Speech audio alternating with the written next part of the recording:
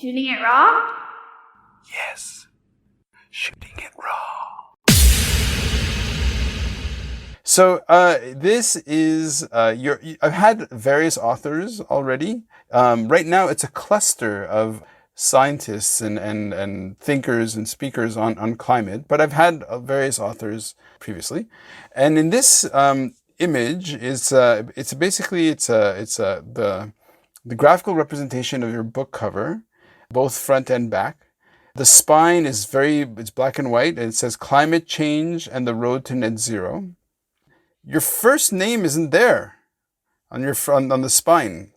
Is it because It's too long? It's It's too that double long, barrel surname. dude. So Matthew, yes. So climate change and the road to net zero. The cover has a very now. Would somebody listening to this or reading your book, because the byline is science, technology, economics, politics, right? This is a very anthropocentric kind of understanding of climate change. And I guess climate change really is humans' fault. And so maybe the scope of your book really is human impact. So talk to me about your book. Like talk to like a listener listening to this. Let's pitch your book, because how do we get them to really understand that they have to go out there right now and get this book? Well, I don't know if I'm a great salesman, but we'll come to that in a minute. You picked up on a really good point there. You're talking about it's human centric, Yeah. right? So, starting out on this journey, I was always very adamant this was going to be fairly human centric, Okay. because you can go out there and you can read lots of books by climate science, which are great, by the way, but great book, and I review them all on my blog and website. Great books by climate scientists and environmentalists who are passionate about solutions to climate change, because they're passionate about the environment and nature. And and there's some great, there's some amazing books out there. But I thought going into this, well, that's great, and that's going to be read by environmentalists and naturalists and people who are already concerned about nature and the environment. But those aren't the people who need convincing of this, right? Right. So they're already taking action. They're already hopefully Motivated. changing their lifestyles to accommodate climate action. This book needs to be aimed at those who are on the other side of the coin, who are, maybe they don't believe in climate change because they haven't seen the data presented non-biasedly, fairly. Maybe they believe in climate change, but they think it's all too difficult to take action. They don't understand how, or it's going to cost too much. So all of these kind of arguments against. So, and to address those, I think you had to address it from a very human perspective. Right. So, kind of one thread that runs through the book is the two sides of the argument. So, what I call doom and boom. So, at one extreme, you have the group of people who believe that the planet is doomed because of all of this human influence which is happening. And it's not just climate change, but there was lots of things before that, concerns about population, concerns about consumption, concerns about Karl Marx and concentration of capital in the hands of the few. These arguments have been running on for hundreds of years. On the other hand, you've got kind of so that's this is the limits to growth argument. On the other side, you've got those who just fundamentally believe in the power of human innovation, in free markets finding best alternatives, everything getting priced in, and we'll kind of get through it in that way, and we can go on growing and consuming and progressing. And so there's I frame this around a bet. There's a really good book called The Bet by Paul Sabin as well, who talks about this. But this is a bet between, this was in the 1970s, and there's a sort of celebrity biologist called Ehrlich, and a economist called Julian Simons, and they basically, on one side, Ehrlich thinks that the world is going to face oblivion within decades because of population growth. Mm-hmm. On the other side, Simons thinks that no, because markets are going to sort this out. We'll find substitutes, we'll find alternatives, and we'll get through it. Right. And they basically took a 10-year bet on whether a basket of raw materials would go up in price or down in price. Okay. So this was that, which may sound like a dull bet, but in fact, it was a bet over the kind of future of human civilization. For sure. And that, I think, really illustrates the back and forth arguments that happen on climate change very nicely. Mm. By the way, it was the economist who won the bet in the end. Okay. They always do. But it's both are wrong and both are right. There is, and a lot of this is, feedback loops, right? If you start worrying about something, it starts getting ingrained into politics and culture. Right. We start to do something about it. So you need the warriors. You also need the guys who are saying, hey, don't worry, we can innovate. Let's come up with solutions. So you need everybody creating that culture. Mm-hmm. I have to chime in with a few dangling points. One, when I referenced Gun, Germs, and Steel, just remembered the author was Jared Diamond. And if you haven't read his book, it's an interesting, because he also looks at, well, what were the economics that humans were able to, not economics, but what were the factors that led to humans succeeding so well? And he kind of explains it from a very, very different angle, not climate change. That's one thing. Yes. I would add to that, Angus Maddison. Okay. Angus Maddison is an economic historian. Right.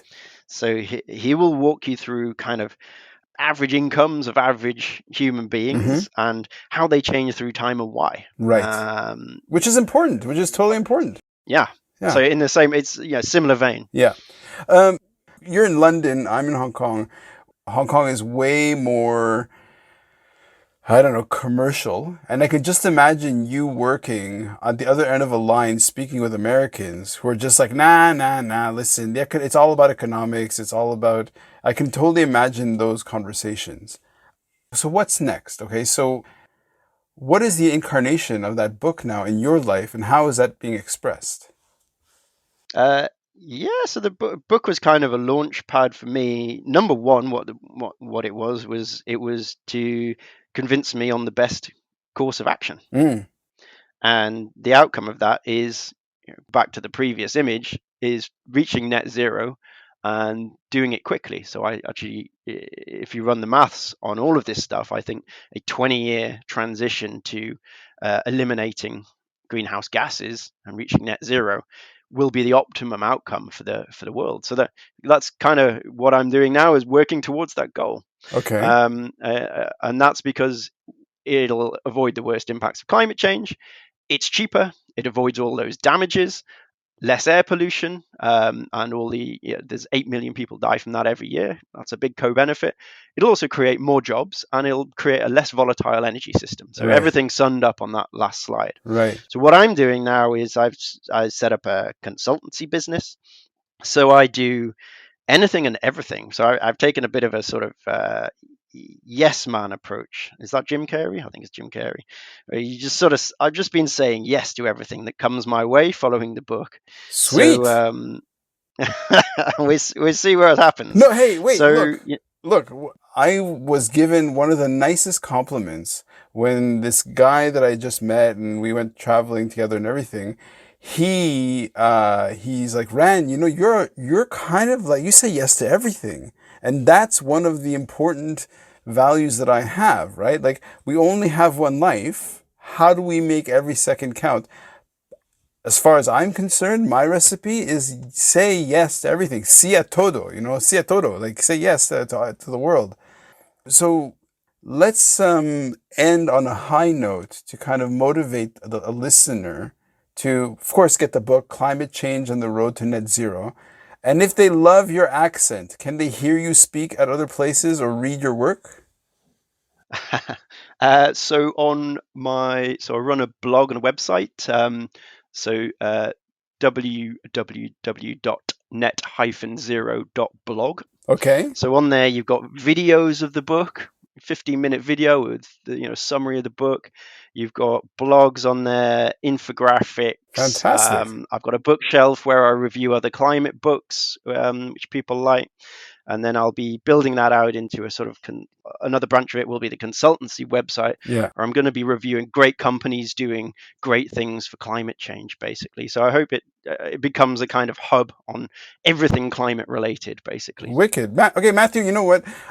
Okay, spoiler alert, or shall I say, let's have no cliffhangers, right? So from your honest, sober, intellectual best opinion, are you an optimist for the next 20 years? I'm not going to answer that question. 100%. Everybody asks me, so when do you think we'll reach net zero? Do you think we can do this? I love it. I'm going to tell you what I think is the best course of action. Yeah. Is reaching net zero in 20 years. Yeah. Because this is about scaling up. It's not about the passing of time. So I don't want to make time predictions anymore. Yeah. I'm not a stock picker anymore. Ah. I don't need to do that. What I want to be now is part of that kind of self-fulfilling cycle, or influence, I guess, a climate influencer, right? Right. Getting people moving faster towards that 20-year target. You are an optimist. I love it. Thank you so much for joining me on the podcast. I will definitely, people can check out the book and people can check out the website, and hopefully once the consultancy is up and running, get you on board, because you're a good man. Thank you. Oh, yeah. Oh, it's up and running already. Oh, great. It's happening. So, well, it's been a pleasure speaking with you, and I'm sure we'll catch up in the future. So Fantastic. Thank you for having me on. Matthew, thank you.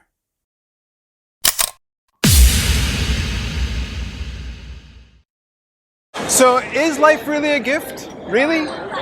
Can you make every second count? That's the whole point of the podcast. So if you like what you've seen and you're inspired, because that really is my mission, then please give it a like, subscribe, and share. Shooting it raw? Yes. Shooting it raw.